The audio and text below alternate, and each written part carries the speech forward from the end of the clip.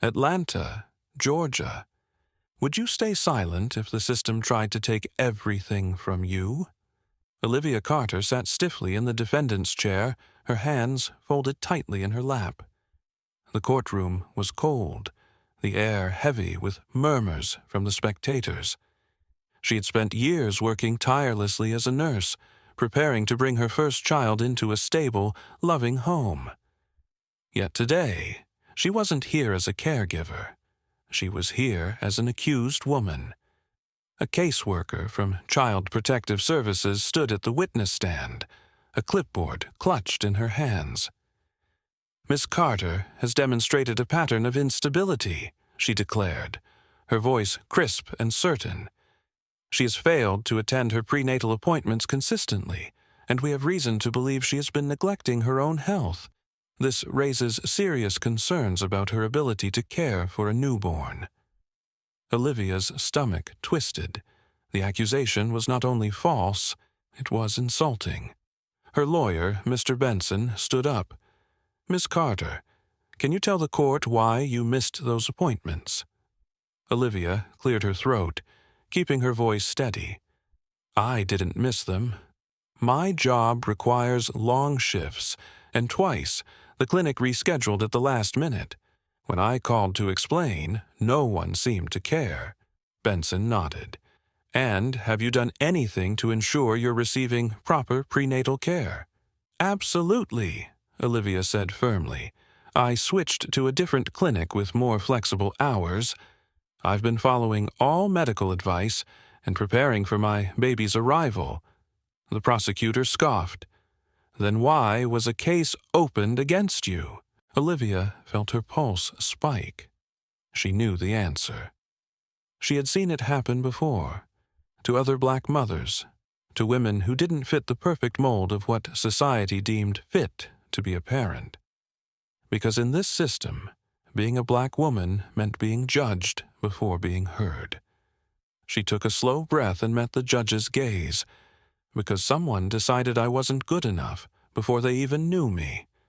A murmur rippled through the courtroom. The judge tapped his gavel. "Order." But Olivia wasn't done. She straightened her shoulders. "I've done everything right. I've worked hard, I've prepared for this child, and I refuse to let a broken system take that away from me." Her words hung in the air, undeniable, the weight of truth settling into the room. Because one truth could change everything. Olivia Carter sat in the courtroom, her hands gripping the edge of the table. She had fought her whole life to be seen as more than a statistic, more than just another black woman society judged too quickly. But today, she wasn't a nurse, a mother-to-be, or a woman who had worked tirelessly to build her life.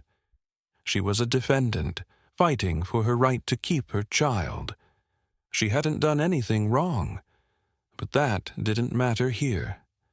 A caseworker sat in the witness stand, adjusting her blazer as she read from a file.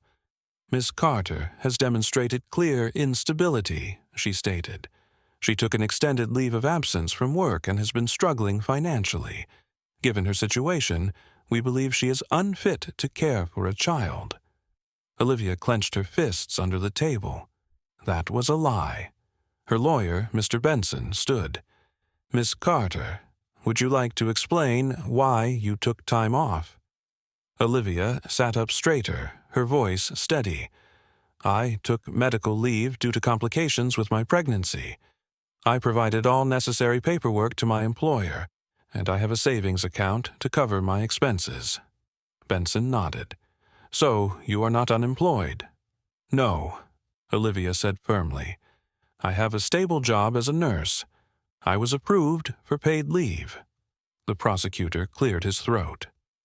"Yet a report was filed by a concerned citizen stating that you had abandoned your responsibilities." Olivia's stomach twisted. She knew exactly who had filed that report. Her co-worker, a woman who had seen Olivia struggle through morning sickness, seen her sit down to catch her breath between shifts, and instead of offering help had called child services behind her back. The caseworker continued. This report was escalated by one of our senior staff members due to the severity of the concerns. Olivia's blood ran cold. She had overheard conversations before, knew how things worked. The senior caseworker handling her case was friends with the woman who had reported her. This wasn't about concern. This was about power. Olivia took a deep breath, refusing to let fear take hold. I have a home. I have a support system. I have done everything right. But none of that mattered because you decided I was guilty before I could defend myself.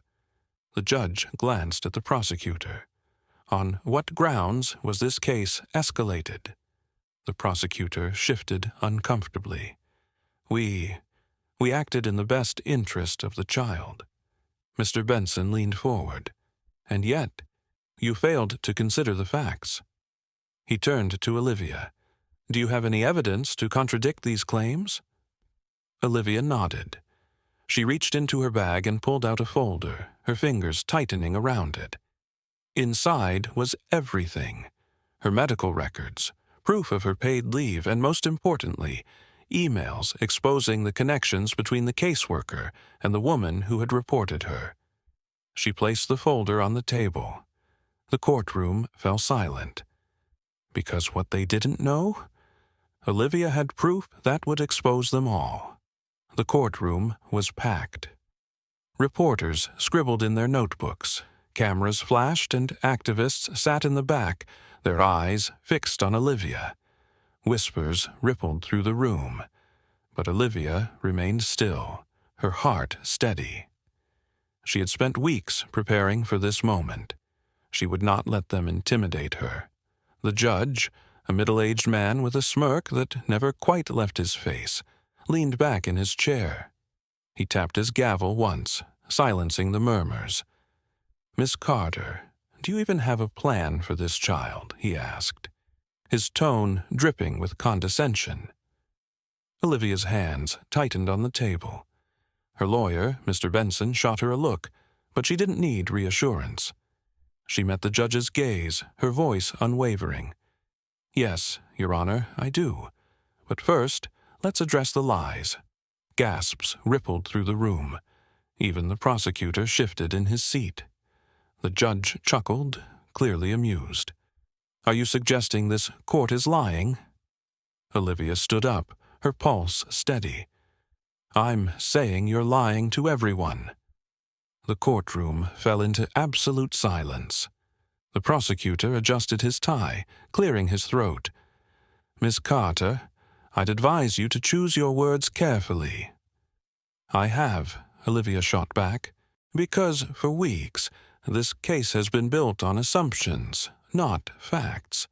But that ends today. She reached for the folder in front of her, the same folder she had brought to every meeting where no one had listened. Now they had no choice. She flipped it open and held up a document. This is proof that I am on medical leave, not unemployed, as this court has claimed. She placed another paper on the table. This is a record of every prenatal appointment I attended. The claim that I neglected my health? A lie. Then she turned to face the caseworker, who sat stiffly, her face pale. Olivia pulled out one last paper. And this is an email exchange between my accuser and a senior caseworker. It proves that my case was escalated based on personal bias, not concern for my child. The judge's smirk disappeared. The prosecutor opened his mouth, then closed it. Reporters leaned forward, pens flying across their notepads. Mr. Benson picked up the documents and handed them to the judge. Your Honor, this evidence directly contradicts every claim made against my client. I move for immediate dismissal of this case. The judge hesitated, glancing between Olivia and the stack of papers in his hand. The weight of the truth had finally settled in. The courtroom held its breath. Olivia had just flipped the case upside down. The courtroom sat in stunned silence. Olivia stood tall, her hands steady as she faced the judge. This was the moment she had been waiting for, the moment where the truth could no longer be ignored. "Your Honor," Olivia's lawyer, Mr. Benson, said, stepping forward, "we have new evidence." The prosecutor crossed his arms, smirking. "More documents? Money isn't everything, Miss Carter. A bank statement doesn't prove fitness as a mother." Olivia didn't waver. "Then let's talk about this," she said, holding up a small recording device. The judge nodded for her to continue. Benson pressed play. A crackle of static, then voices clear and unmistakable. "We need to make sure she doesn't come back," a woman's voice hissed. "If we report her, they'll take the baby. It'll be over for her." Gasps filled the room. Olivia glanced at the caseworker sitting stiffly at the prosecution's table. Her face had gone pale. The judge leaned forward, his smirk gone. "Who authorized this report?" No answer. The recording continued. "We do this right, and we won't have to deal with her again." The courtroom erupted. Reporters scribbled furiously, cameras flashed, and activists in the back shook their heads in disgust. The prosecutor, once confident, now looked panicked. "Your Honor," Benson said firmly, "this is irrefutable proof that this case was built on corruption and personal vendettas, not facts.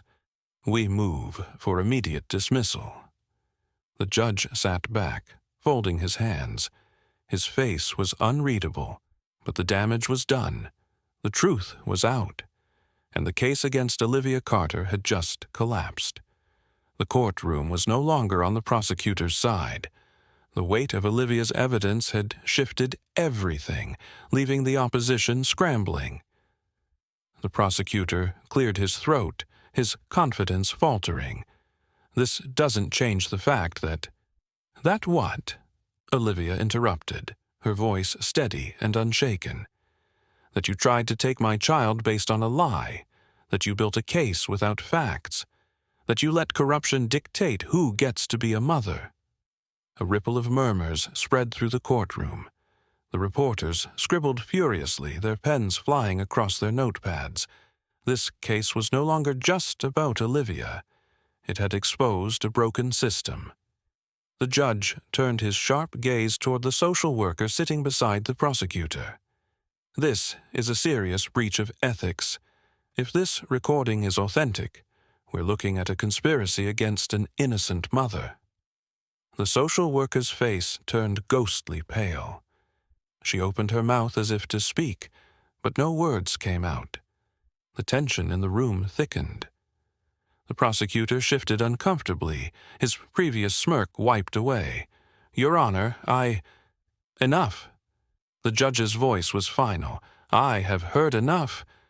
Mr. Benson, Olivia's lawyer, stood with calm authority. "Your Honor, given the overwhelming evidence, we formally request that this case be dismissed immediately." The judge sighed, rubbing his temple as he leaned back in his chair. Then he nodded. "Request granted. This case is dismissed, and I strongly suggest an immediate investigation into Child Protective Services." Gasps filled the courtroom. Reporters leaped from their seats, whispering into their microphones, calling their newsrooms. Olivia's case was no longer just her battle. It had become national news. For a moment, Olivia just sat there, absorbing the words. Then finally, she exhaled, the weight of months of fear and uncertainty lifting from her shoulders. She had won. Her child was safe, and for the first time in months, she felt like she could breathe again. The judge's gavel slammed down, echoing through the courtroom. Case dismissed. Olivia's legs almost buckled beneath her. The words she had been fighting to hear for months had finally been spoken. Relief crashed over her like a wave, but she forced herself to stay upright, her hands gripping the table for support. The room erupted into chaos. Reporters surged forward, cameras flashing as microphones were shoved toward her. "Miss Carter, how do you feel?" a journalist called out, his voice barely audible over the murmurs of the crowd. Olivia straightened her spine, lifting her chin. She looked directly into the cameras, refusing to let exhaustion overshadow her victory. Like I just proved that being black and pregnant is not a crime. A collective gasp rippled through the crowd before it turned into thunderous applause. Activists in the back cheered. People who had doubted her now watched with quiet realization. But the consequences of the trial didn't stop there. By the end of the day, the social worker who had escalated Olivia's case without cause was fired. The prosecutor who had pushed for her conviction was placed under review for misconduct. Child Protective Services, once thought untouchable, was suddenly under scrutiny. And the biggest moment of all? The governor of Georgia, after mounting public pressure, ordered a full investigation into racial bias in child welfare cases. The news spread like wildfire. Headlines screamed, "Mother wins case against corrupt system," "Racial bias in CPS exposed," and Olivia Carter's fight for justice sparks change. Olivia walked out of the courthouse into the blinding sun, feeling the weight of the moment settle on her shoulders. She had done it, not just for herself, but for every mother who had been judged before they were heard. Her lawyer, Mr. Benson, turned to her with a rare smile. "You didn't just win a case, Olivia. You made history," she nodded, tears stinging her eyes. And it's only the beginning. The battle had been long. The fight had nearly broken her. But for the first time in a long time, she felt free. And what happened next? That stunned everyone. Days after her victory in court, Olivia Carter stood behind a podium, staring out at a sea of cameras and flashing lights. The press conference had drawn a crowd larger than she expected. Activists, mothers, and supporters had gathered to hear her speak. She took a deep breath. I won my case. But how many black mothers don't get justice? How many of them lose their children because the system sees them as guilty before they even get a chance to defend themselves? The crowd murmured in agreement. The weight of her words settled in the air. Her story had gone viral, shared across news networks and social media. People demanded accountability. The pressure was too great to ignore. Within days, lawmakers proposed new policies aimed at protecting families from false accusations and racial discrimination in child welfare cases. The state announced plans to reevaluate past cases for potential bias. For the first time, change felt possible. But Olivia wasn't done. "What's next for you?" a reporter asked, stepping forward with a microphone. She placed her hand on her belly and smiled. "I'm going to be the best mother I can be, and I'm going to fight for every mother who comes after me." A wave of applause erupted. Olivia's lawyer, Mr. Benson, clapped her on the back. "You just changed the system, Olivia." She exhaled, letting the moment sink in. The months of stress, fear, and exhaustion had led to this, a fight that was bigger than herself. As she stepped away from the podium, the cameras still flashing, she knew her battle was far from over. But for the first time, she wasn't fighting alone. She had won her battle that day, but in the end, she had started a movement